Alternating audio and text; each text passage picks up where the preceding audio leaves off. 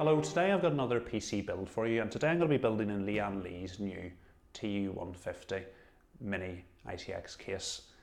So I've been looking to get myself a second system that's a bit smaller and more portable. It's not going to be quite as powerful as my main rig, and when I seen this case from Lian, it fitted the bill perfectly for what I was looking for. So I've gone for the silver colour because it fits the colour scheme of where I'm going to be using it mainly really well. I've got a nice silver monitor that is exactly the same colour as this. So it's good. I haven't made a Mini-itx build before, so I'm looking forward to this. For the processor, I've gone with the Ryzen 7 3700X. Like I say, this isn't going to be the most powerful system I can build, but this is certainly good enough for video editing that I'm planning to do with the system. For the motherboard, I've gone with the new ROG Strix X570i gaming motherboard. So it should pair well nicely with the Ryzen 3700X processor. Other bits in the system then, for the graphics card, I've gone with the 2070 Super. I had toyed with the idea of getting you can see there's a lot of Asus products here, and I had toyed with the idea of getting the Asus Strix 2060 Super. But this version of the 2070 Super is actually the same price as the Asus 2060 Super, so it's going to be a bit more powerful for the same price. And also the silver colour actually matches well with the case.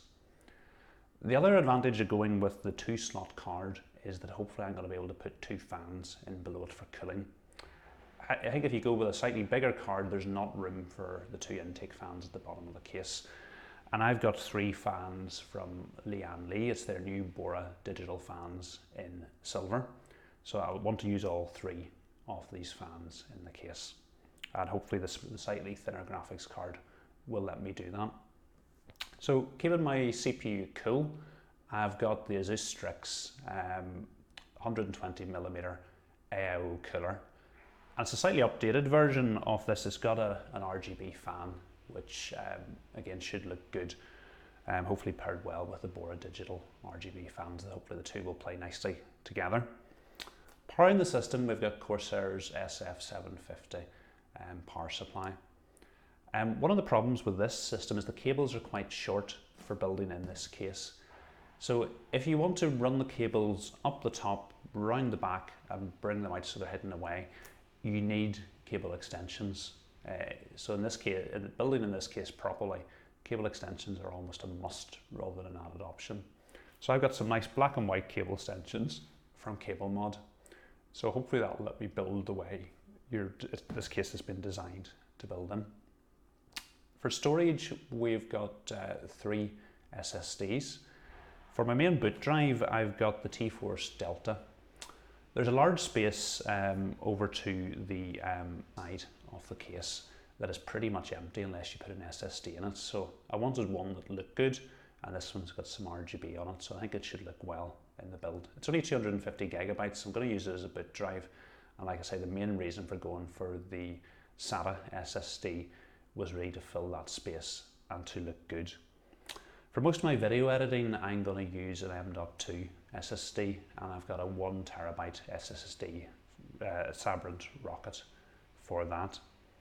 My wife's also going to use the computer for a bit of her photo editing, so I've got an old Crucial 250 gigabyte SSD lying about, so I'm going to put that into the build for her to use.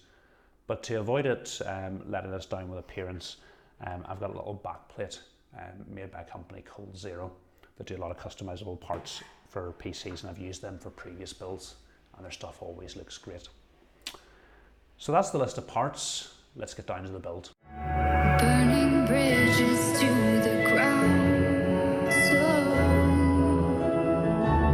take away what's left of me.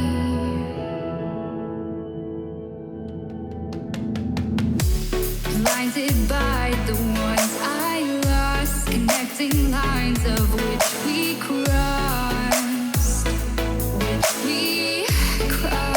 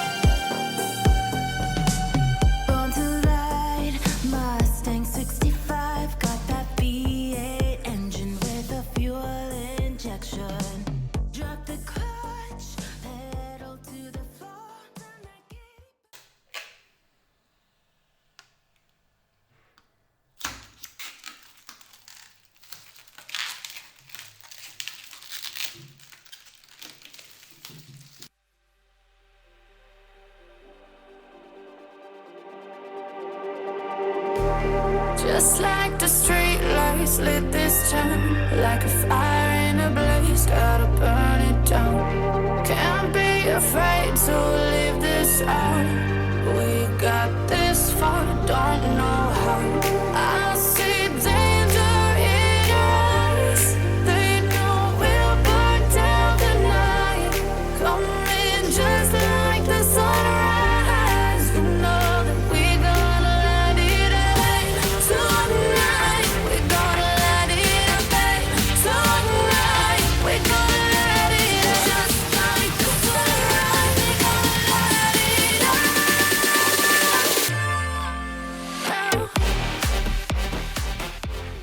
So the build's complete and I'm absolutely delighted with it. So I'm going to run you through what went well, what bits I liked, what issues I ran into, and if I was doing things again, what I would do differently. So I'm going to run through each of the components, starting off with the motherboard. I'll come back to the case because that's obviously probably the most interesting bit. The motherboard worked really, really well. I think it looks great. The RGB on it is very good, and it's quite easy to build in. They include extensions for both the HD audio and front panel connectors, which again makes building in this small case very easy. One of the things certainly I've learned from building in a Mini-itx case, not something I've done before, is to pay particular attention to plugging the cables before you add stuff in front of them. So you watch the video, you'll notice I installed the radiator quite near to the start.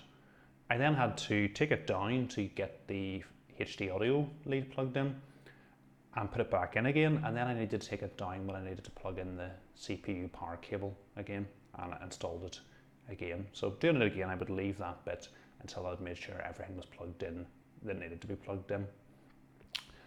Now, it was great that they included those extension cables. I suppose the only one downside to this motherboard is the HD audio extension cable. It's quite short and the joint and the cable is on display on the motherboard. So whatever way you run it, be it from left to right or from the bottom to the top, it's going to be on display. And that is a problem. I think they should have thought about that more, made the extension cable a little bit longer. What I ended up doing was I ended up routing it in behind the fan on the CPU cooler, and I've used a little bit of double-sided tape to hold it in there out of the way. But again, that's the only small criticism of this motherboard. Otherwise, it worked really, really well. CPU cooler, again, I told you at the start I was a little bit unsure whether I should have gone for the air cooler or the AIO. But I'm absolutely delighted I went for the AIO. You can actually see the motherboard and all the stuff around it rather than that being blocked up by a large air cooler, and that would be the only thing you can see in this case. And I'm absolutely delighted I went for the Asus 120mm LC RGB cooler. This is a really solidly made cooler. This one is definitely really well made. The parts were high quality. It went together really, really simply. They included a 2:1 RGB splitter, even though you don't actually need 2 ports for connecting up this system. So that's great. They're allowing you to connect to your other RGB without having to buy a next separate cable. I did need a separate cable because I had 3 different things I wanted to connect in, but that was no problem. It was nice to have. I've now got a spare 2:1 splitter. I think the RGB on the cooler looks absolutely great, and I still have to do testing to see how well it performs, but initial impressions are that it's looking good, and I'm going to make a separate video looking at the performance and the cooling. One of my other concerns was with the fans on the cooler, how good the RGB was going to look on that, and I think it looks absolutely great. It blends in very well with the digital RGB fans from Lian. The only problem with those fans is they look absolutely great, and if you look at them from the front of the case, they're brilliant. The problem is I've got all 3 of the fans set as intakes, so you're not getting that wow factor when you look at them. You're looking at the wrong side of them, but they still look pretty good and they're actually reasonably quiet. So they were definitely the right choice for this case. Moving on to the RAM. I've used this RAM before in my other builds and it runs at the correct speed. So it runs at 3600 megahertz without any problems. The RGB syncs up to the motherboard, no problems at all. So it does what I would be expecting from it. Got on to look at the storage then. So this SSD over at the right hand side of the case by T-Force, I think looks absolutely amazing. It was worth the money. And I think if you hadn't had that there, you would just have a large section of the case with very little to look at in it. So really pleased with that.